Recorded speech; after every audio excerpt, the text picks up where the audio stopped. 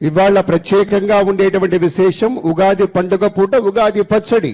6 రుచులతోటి అద్భుతమైనటువంటి పచ్చడి సేవించేటువంటి తెలుగు సంప్రదాయంలో మన దేవాదాయ ధర్మదాయ శాఖకు చెందినటువంటి సంబంధిత పెద్దలు గౌరవనీయ ముఖ్యమంత్రి వర్యులకి వేదికపైన ఉన్న వారికి ఉగాది పచ్చడిని అక్కడ వితరణం చేస్తారు. తీసుకురండి.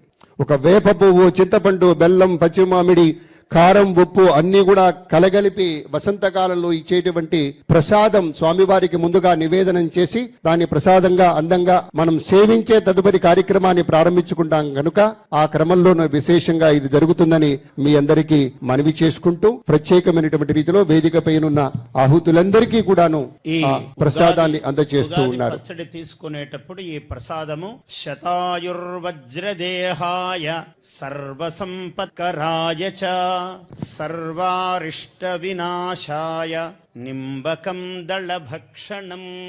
ఈ శ్లోకం అందరూ పఠించాలి, వినాలి. శతాయుర్వజ్రదేహాయ సర్వసంపత్కరాయ చ సర్వారిష్ట వినాశాయ నింబకం దళభక్షణం.